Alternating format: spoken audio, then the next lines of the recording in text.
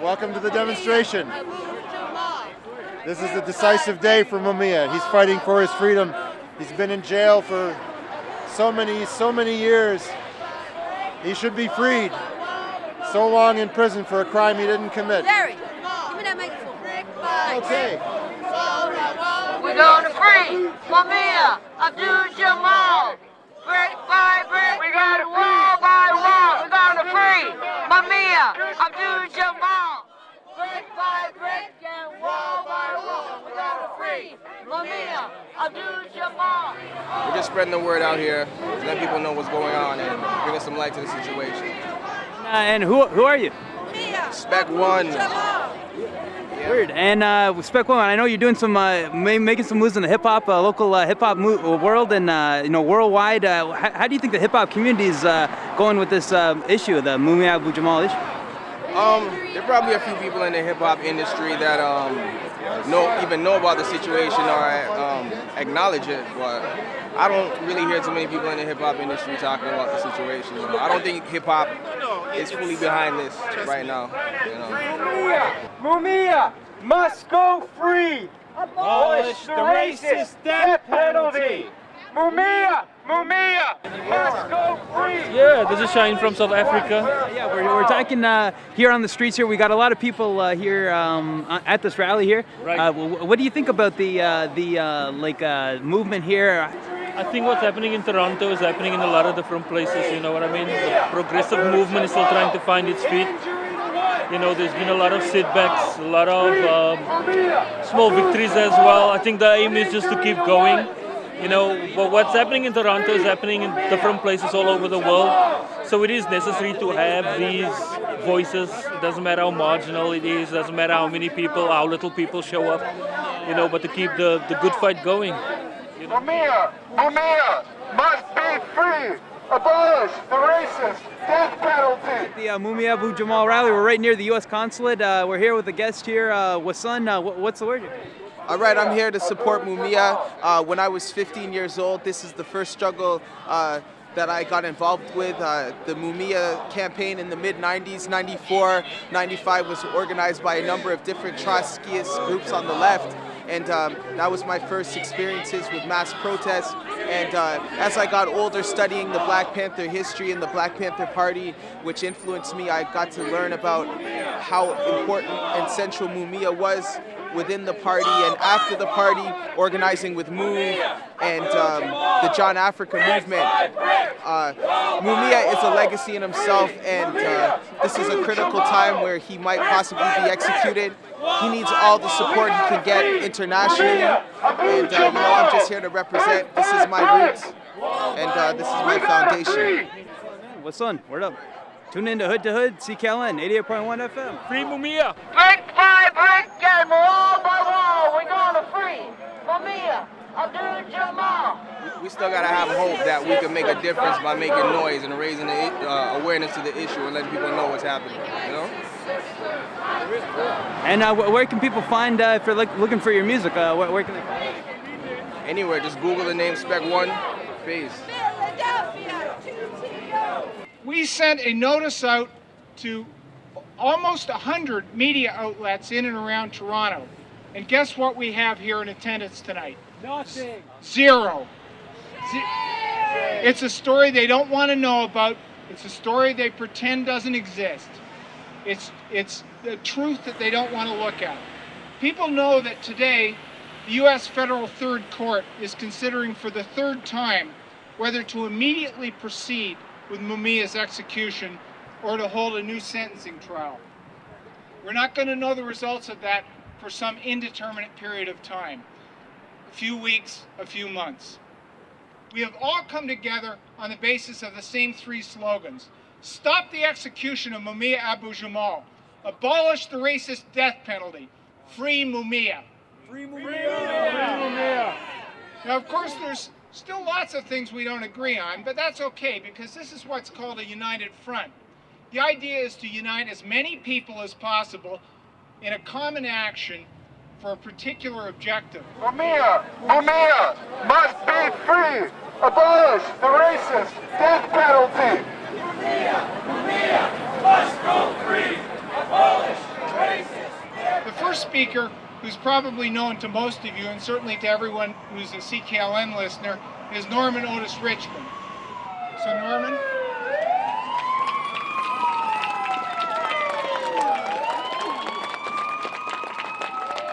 First of all, I think we have to acknowledge the fact that we are standing on Turtle Island. I think that's very important. And secondly, I was out here in 1995 when we saved Mumia Abu Jamal the first time. In 1995, on August 17th, they were going to kill Mumia Abu Jamal. August 17th happens to be the birthday of Marcus Mosiah Garvey. In 1992, I happened to win the Toronto Arts Award, and I dedicated my award to Mumia Abu Jamal, Fidel Castro, and the Cuban Communist Party. I really felt good about that, saying that in front of the mayor of Toronto at the time, and so on and so forth. Mumia Abu Jamal, of course, is an African. He's an anti-imperialist African, and I consider myself an anti-imperialist. As being an anti-imperialist, you support, of course, you support you support the liberation of your own people, but you also support all oppressed people. Not all God's children, I said, but all oppressed people.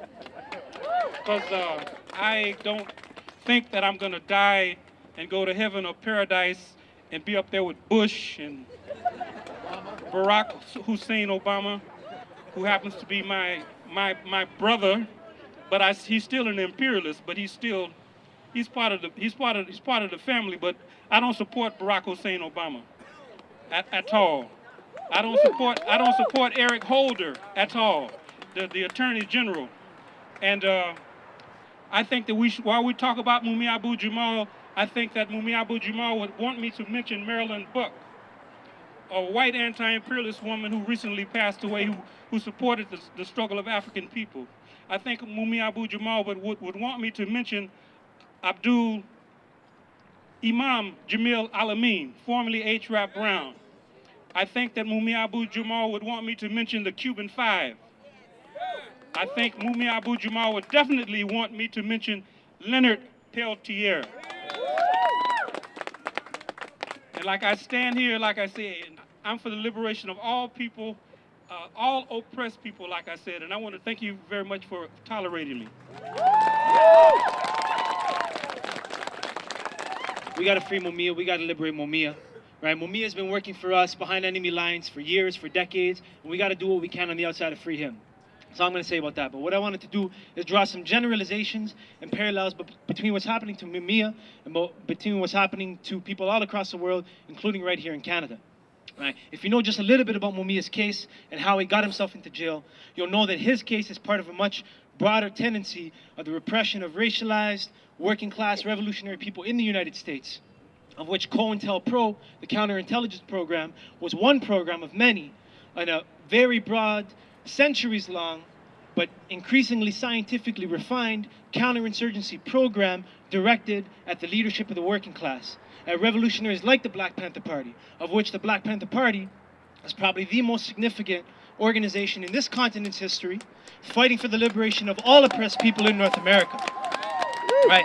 And you'll know, if you studied a little bit about the Black Panther Party, you'll know that the program that was attacked, that was executed against them and attacking their leadership and attacking their, even their rank and file as well, was part of a much broader counterinsurgency exercise that is trying to prevent the working class, proletariat people, and progressive people from coming together and getting something done, changing the system, right?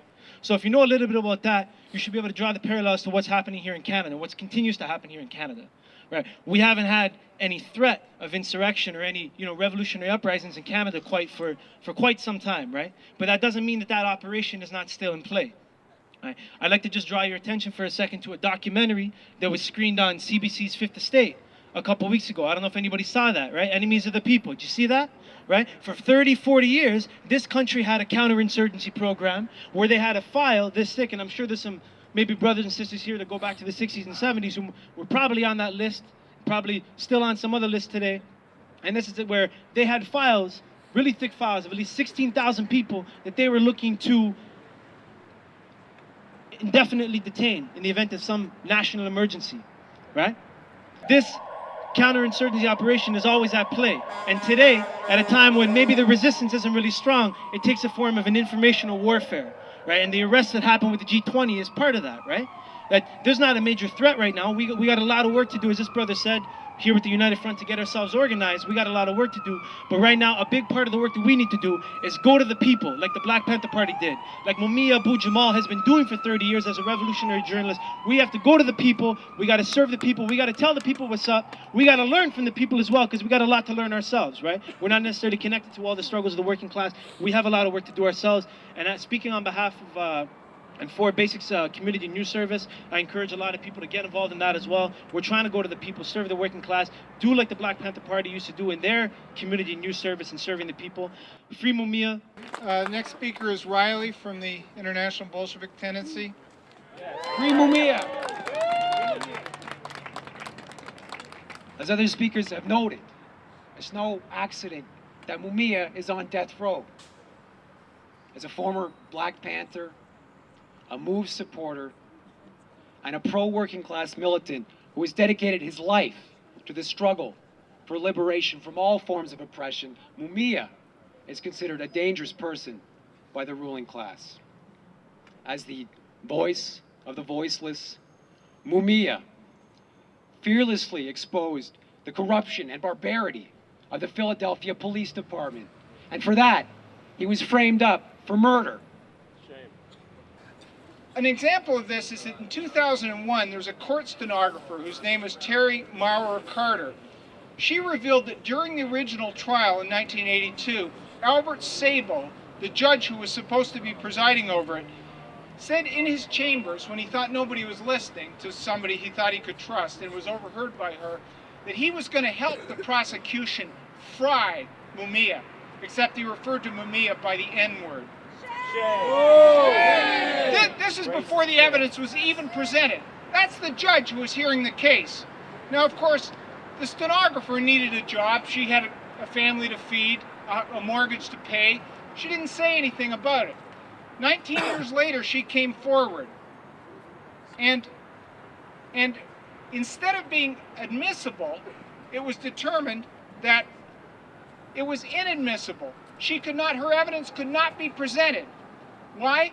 Well, because the deadline had passed. And in the meantime, they'd passed a law signed by Bill Clinton, anti-terrorist and effective death penalty law, which set all kinds of new stipulations and made it extremely difficult. So when new evidence comes forward, and a lot of new evidence has come forward in Mumia's case of his innocence, he's been told that it cannot be heard because it missed the deadline. No! Brick by brick, wall by wall, we gotta free Mumia Abu Jamal!